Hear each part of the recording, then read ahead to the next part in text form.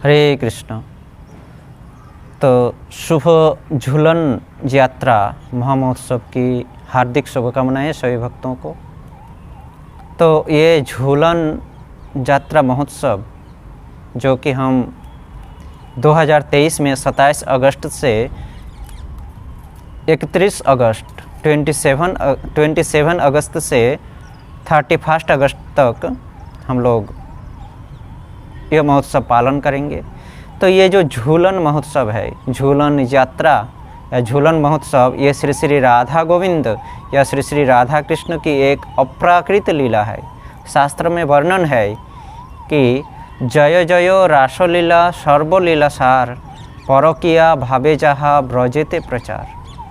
सर्वलीला सार, ये जो रासलीला है अर्थात भगवान श्री कृष्ण जो परकिया भाव से जो लीला संपादन किए हैं ब्रज में, ये सारे लीलाओं से, सभी लीलाओं के सार लीला है, सर्वोत्तम लीला है, सार लीला है, जो कि भगवान श्री कृष्ण परकिया भाव से इन लीलाओं को संपादन करते हैं। तो ये भगवान की एक अति गुह्यतम गोपनीय लीला है जो भगवान श्री कृष्ण अपनी अंतरंगा शक्ति श्रीमती राधा रानी और अपनी सखियों के साथ लीलाओं को संपादन किए हैं। झूलन लीला, रास लीला, ये भगवान की एक गुह्यतम गोपनीय लीला है।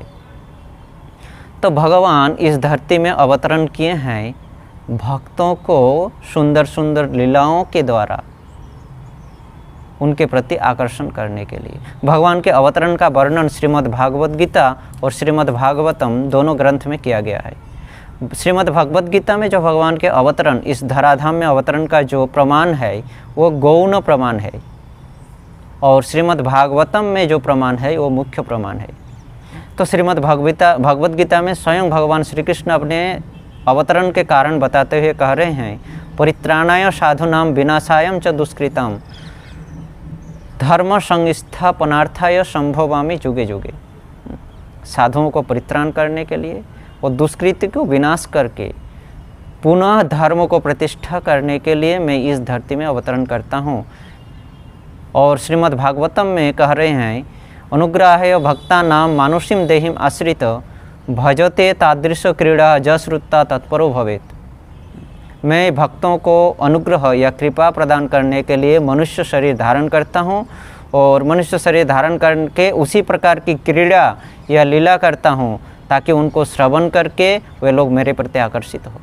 तो कृष्णदास कविराज गोस्वामी, चैतन्य चरितामृत के रचयिता श्रील कृष्णदास कविराज गोस्वामी पाद इन दो अवतरण के कारणों की व्याख्या करते हुए कह रहे हैं कि भगवत गीता के जो प्रमाण है भगवान के अवतरण का वो गौण कारण है। कृष्णदास कविराज गोस्वामी कह रहे हैं, क्यों गौण कारण? ना जो षड़ैश्वर्य पूर्ण भगवान है, ईश्वर परम कृष्ण सच्चिदानंद विग्रह, वो षड़ैश्वर्य पूर्ण भगवान को साधुओं को परित्राण करने के लिए, रक्षा करने के लिए और दुष्कृति असुरों को विनाश करने के लिए तथा धर्म को संस्थापन करने के लिए, प्रतिष्ठा करने के लिए, पुनः प्रतिष्ठा करने के लिए उनको इस धराधाम में आने की प्रयोजन नहीं होती है। वो गोलोक में बैठकर इच्छा शक्ति के मात्र से ये सब कार्य कर सकते हैं। जिनकी इच्छा से काल चक्र भ्रमण कर रहे हैं अपनी जगह में, काल चक्र भ्रमण कर रहे हैं, और काल चक्र के भ्रमण के माध्यम से समय का परिवर्तन हो रहा है, जिनकी इच्छा से वो भगवान को साधुओं को परित्राण करने के लिए, दुष्कृतियों को विनाश करने के लिए और धर्म को पुनः प्रतिष्ठा करने के लिए इस धराधाम में आने की कोई प्रयोजन नहीं है। वो इच्छा के माध्यम से ही गोलोक वृंदावन से सब कुछ कर सकते हैं। परंतु क्यों आते हैं? ना कृष्णदास कविराज गोस्वामी कह रहे हैं कि हाँ, उनके आने का मुख्य कारण है उनके भक्तों को उनके प्रति आकर्षण करने के लिए, उनके भक्तों को कृपा करके उनके प्रति आकर्षण करने के लिए। इसलिए भागवतम में जो भगवान के अवतरण का प्रमाण है, अनुग्राह्य भक्ता नाम मानुषम देहिम आश्रित भजते तादृश क्रीड़ा जश्रुता तत्परो भवेत। मैं मनुष्य शरीर धारण करके इस धराधाम में आता हूँ भक्तों को अनुग्रह कृपा प्रदान करने के लिए और उसी प्रकार की क्रीड़ा या लीला करता हूँ ताकि हमारी उन क्रीड़ा या लीलाओं को श्रवण करके वे हमारे प्रति आकर्षित हो।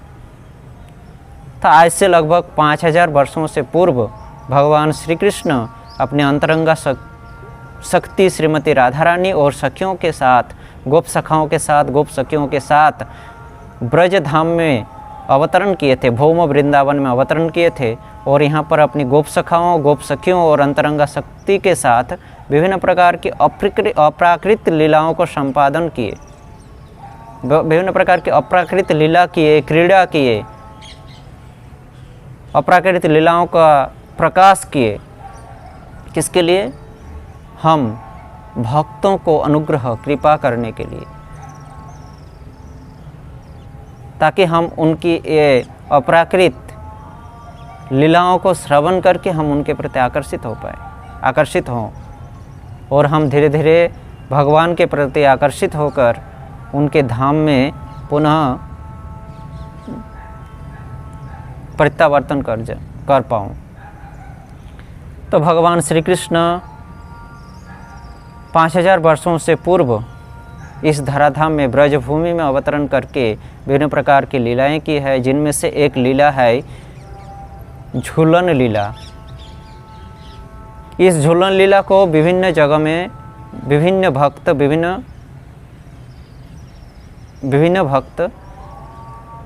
अलग अलग भाव से पालन करते हैं। जैसे ब्रज में ब्रजवासी इन लीलाओं को 13 दिन तक पालन करते हैं। हम गौड़ीय वैष्णव, इस्कॉन भक्त या गौड़ीय वैष्णव इस लीला को, श्री श्री राधा गोविंद की इस अप्राकृत लीला को 5 दिन, एकादशी से श्रावणी पूर्णिमा तक,